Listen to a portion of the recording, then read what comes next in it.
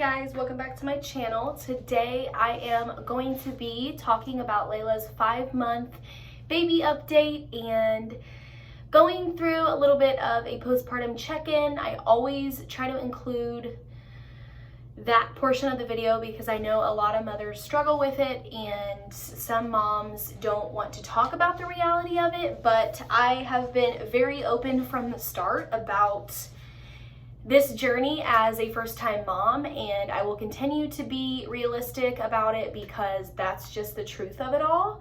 It's not always laughs and giggles, it's a lot more than that, and if you want to see this video, then just keep on watching.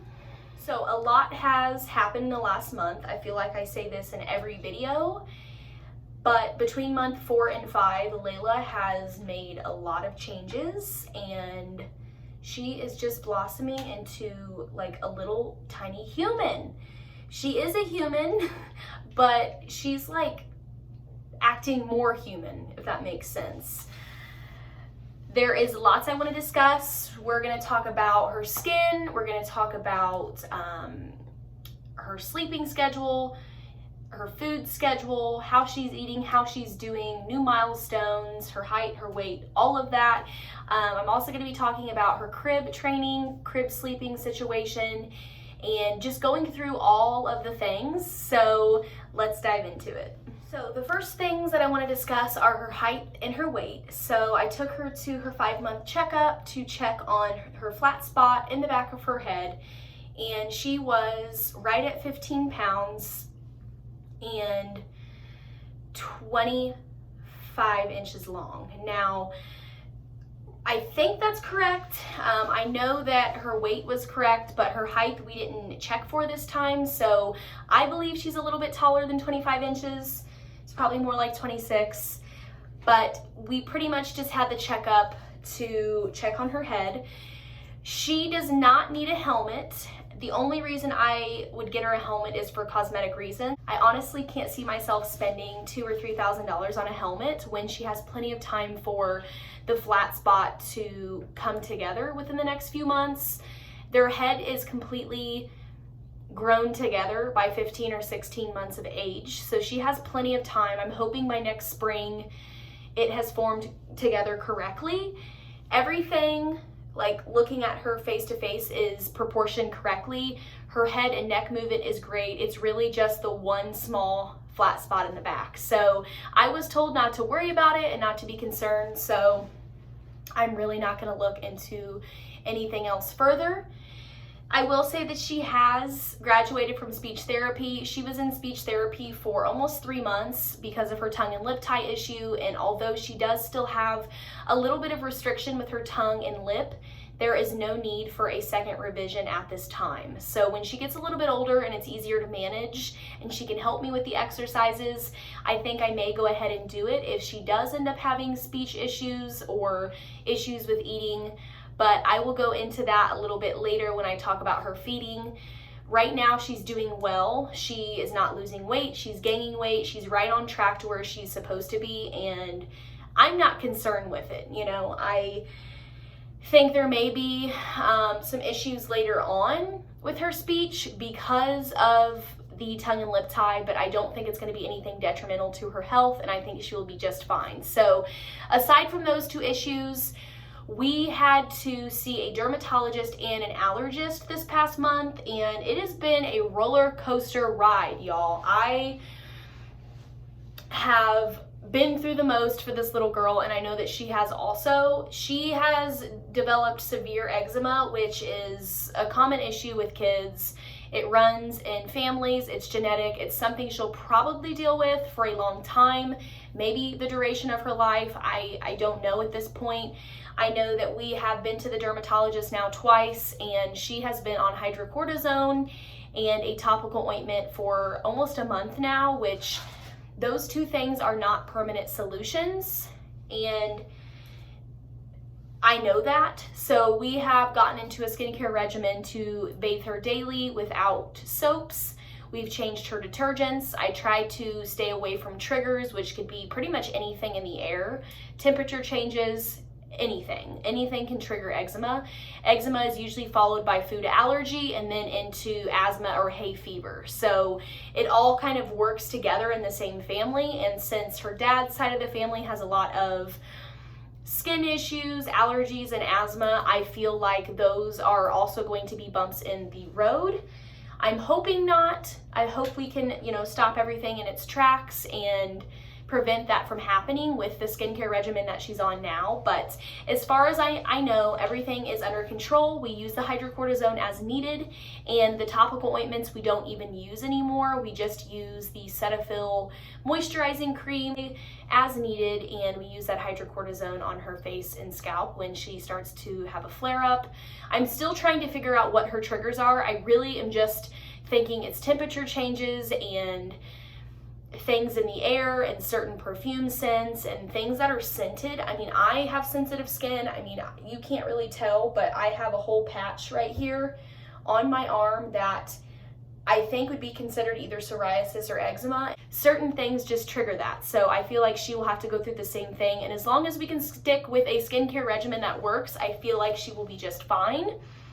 So that leads me into going to the allergist. They recommend children that develop eczema to be tested earlier than 6 months of age to prevent food allergies. They want you to start feeding your baby food at 6 months of age to prevent any kind of allergies. And we knew a couple of allergies that would be possible because of her dad's side of the family, and we are slowly introducing those things into her diet. I am doing baby purees. I've done baby purees since she was 4.5 months old. She's only tried a couple of things. She's tried sweet potatoes and carrots and banana and oatmeal. She doesn't like rice cereal, but she loves oatmeal cereal.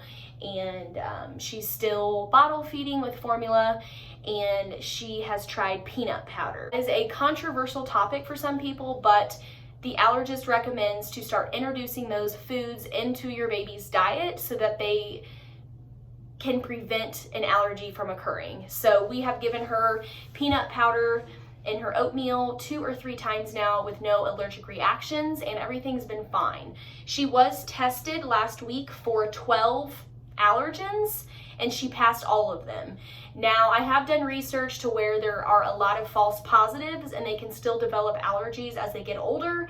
But like I said, going back to introducing foods into their diets, if you start that earlier, it is less likely to happen. So I'm hoping by 7 or 8 months of age, she will have gone through all of the major allergen foods, and we can do that with ease and with no reactions. So going back to the allergist appointment, I thought she had a cow's milk allergy or a soy allergy or both, one or the other, and we put her on soy for 2.5 weeks and she did terrible. I mean, she was severely constipated. She could not go to the bathroom. I gave her pear juice, I gave her apple juice, I gave her prunes, not all at once. Eventually had to use a pediatric enema, which was not fun, but it was not painful for her. She didn't really cry or anything like that. I know that it was like instant relief for her.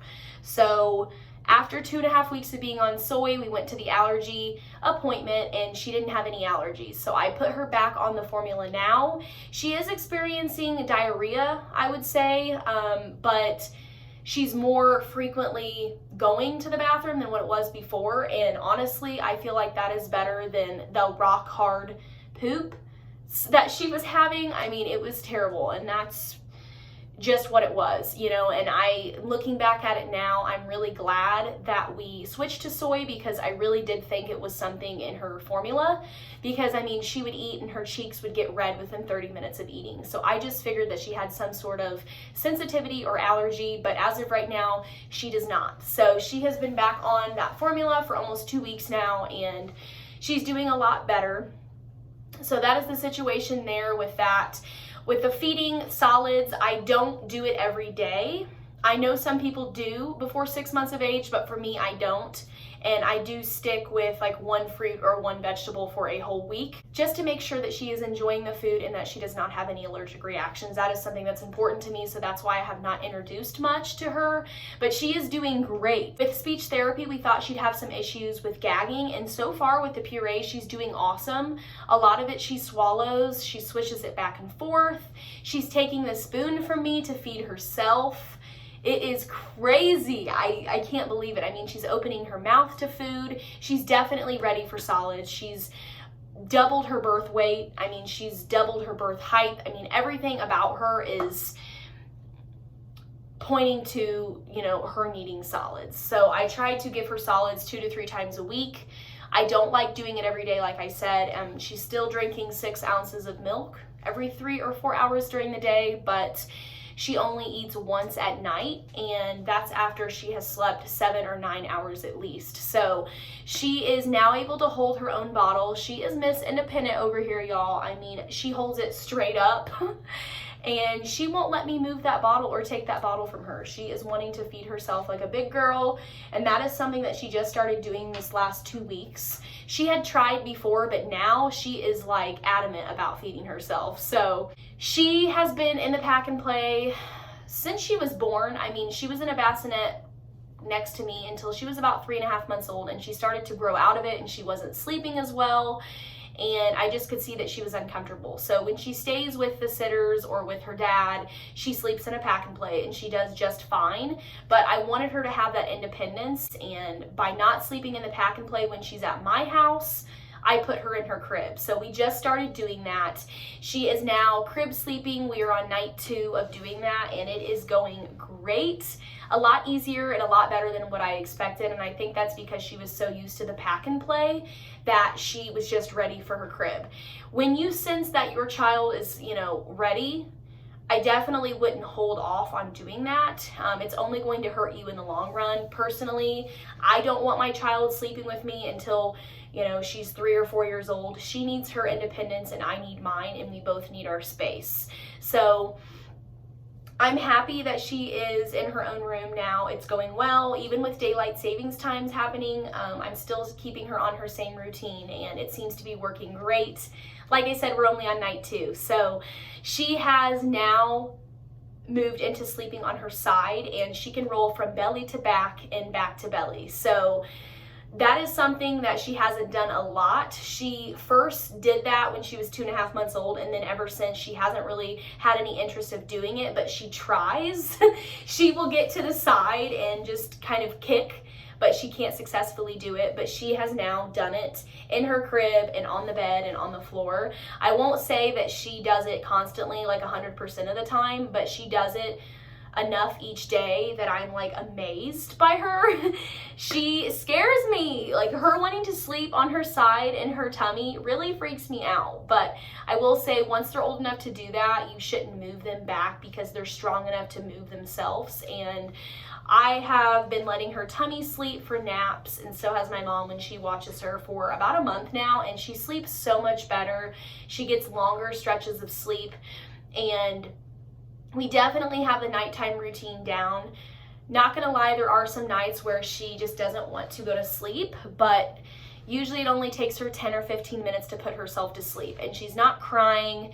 She's just playing with her feet and being more observant of the world around her. I mean, she's just trying to do everything but sleep. So I keep looking down because I'm looking at the monitor. This is her right now in her bed. That's her little head right here. She has a hat on because she likes to scratch her head, but she is sleeping so well, and this is her on her side. So far, I have not woken up to her on her stomach, but I have seen her do it in her crib for naps, and it's kind of scary, especially when I'm in a separate room and the door's shut. Even on the monitor, it's scary to look at, you know, but like I said, once they are developmentally ready to do that, it's safe to leave them on their belly. So that is what I am going with. That is, you know, statistically proven. I will be okay. She will be okay. that is the current sleep situation. Like I said, we're on night 2 of crib training. Last night it took her 15 minutes to go to sleep. She slept from 8:45 to 4 o'clock in her own bed. And tonight it took her 11 minutes to put herself to sleep. And she was asleep by 8:30. So it's getting better. I'm sticking to it. It does suck that she is bounced around the place all week. I mean, she stays with my mom and dad a couple of nights. She stays with her dad a couple of nights. And she stays with me. So as long as we all keep her on the same routine, which I know we're all trying to do, she will be fine. She will be able to adjust. Other things that she's doing is just like observing things. I will look back in the mirror in my car and she will just be really, really looking at the details of her binky and her toy. And she is, of course, drooling and putting everything in her mouth, literally everything. It's crazy. I mean, she's really seeing an object for what it is, not just like an object. And it's crazy to me how much she has learned in such a short time. And I cannot wait to see her grow, guys. It's been amazing seeing her grow. I mean, she's starting to want to crawl on the floor. I mean, she's gripping onto things and pulling up. She's scooting her butt. She's kicking her legs. I know that probably the middle or the end of summer, she will be crawling, if not trying to walk.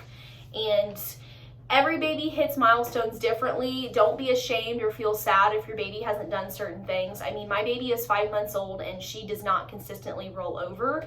Sometimes she acts like she could care less to do so, and sometimes she's so eager to do it. You know what I mean? Some babies can't feed themselves at this age. Every baby is different, and if you seriously think there is an issue, you should discuss that with your, pediatrician. They can help guide you. They can give you advice. There are certain things that you can do to get your baby on the right track that your baby needs to be. So no shame in the mom game, okay? Everybody is different. Everybody parents different. As long as you are keeping your baby alive and well, who cares what you do with your child? I am not here to judge. I'm here to share my story and give you a little update on my baby girl. So that is everything about Layla, everything new. She is going to be on her first plane ride at the end of the month. We are taking a vacation to Florida to spend some time with my grandparents for a few nights, and I am so excited. She is going to be flying on my lap, and it's only a 2.5-hour flight, so I think we'll be fine. Wish us luck.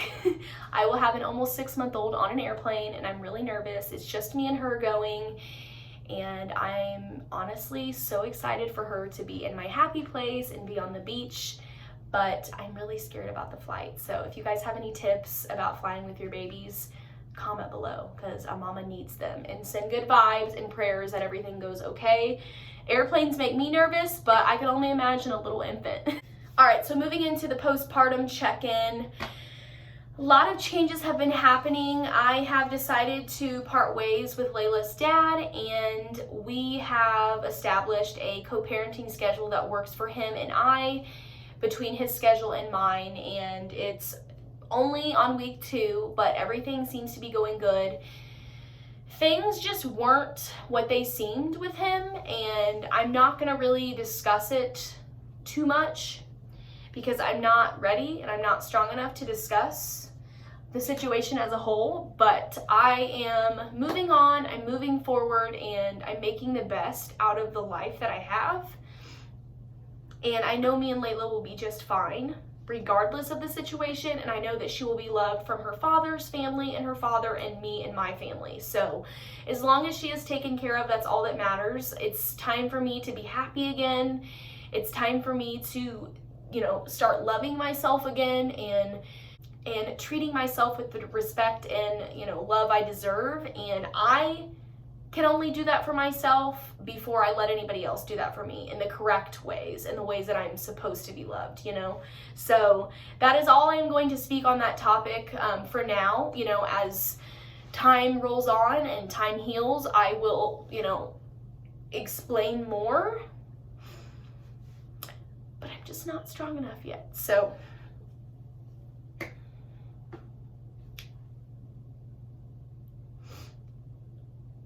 postpartum wise for me, honestly, I'm doing great. I definitely have my moments where I'm overwhelmed or I'm annoyed or I I get mad or frustrated just like every mom does, but I have a lot of free time now and I'm working as much as I can, but I'm also, you know, of course, making time for myself.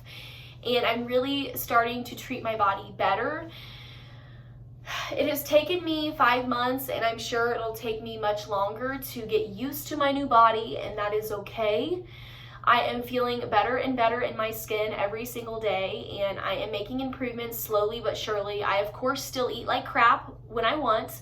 I don't check the scale regularly anymore, and I'm really just not focusing on the scale per se. I'm focusing on how I feel on the inside and how my clothes fit and how my body looks, if that makes sense. But I'm doing it in a positive way, because if I continue to be negative about it and cry and feel sorry for myself about how I used to look, I'm never going to get better on the inside or how I feel on the outside. So I have just been incorporating small steps in my day, doing 30-minute workouts here and there, trying to drink more water, eating more fruits and vegetables, really cutting back on eating out and drinking, and just trying to make better mindful choices. So meditation is something that I am willing to get into again. I loved it before. I'm hoping it works the same.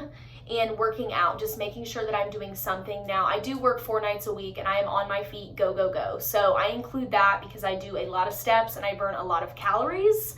So meal prepping has also been something that I'm doing for myself just to stay on track.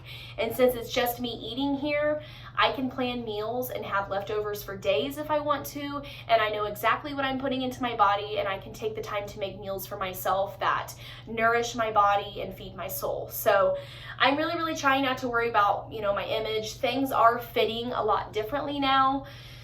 My stomach's flatter. I haven't been paying attention to the scale. I'm 5 or 6 pounds down, which is great from what I started at. I have realized that I really don't want to get back to my pre-pregnancy size of 135 pounds. I just don't think that's doable for me right now. I'm giving myself time and I'm giving myself grace. That's all you can do. The more you dwell on it, the worse you're gonna feel. So I try to just be happy that things are fitting better, things are less tight.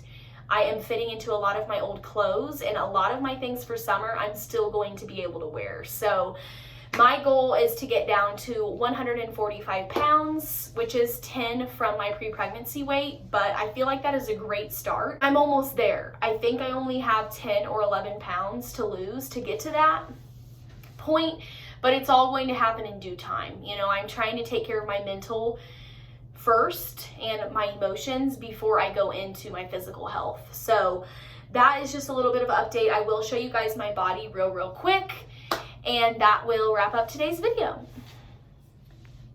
All right, so this is my body now. The linea nigra line is gone. I feel like my hips are getting a little smaller, but they're still there. Lots of extra hippage. And then I do have some loose skin through here. Nothing saggy, but it's definitely still squishy. My stretch marks are still visible. I don't know if you guys can see them that well. But they are getting lighter, and I feel like with some vitamin C this summer, they will fade quite a bit. My belly button is still pretty loose. That is something that stretched significantly. I think I just need to change the gauge on my belly button ring and it'll be fine. But my stomach is getting flatter. This is a weird angle. But yes, I still have the infamous mom pooch. But I am getting more confident with wearing my clothes underneath my belly button. But yeah, that's my body at 5 months postpartum. All right, guys, so that wraps up today's video. I hope you guys enjoyed. I'm sorry for all the rambling. There has just been so much going on, and I wanted to sit down and have a heart-to-heart with you guys. So I really hope you enjoyed. Give it a big thumbs up if you did. Don't forget to subscribe to my channel before you go, and I'll talk to you guys in the next one.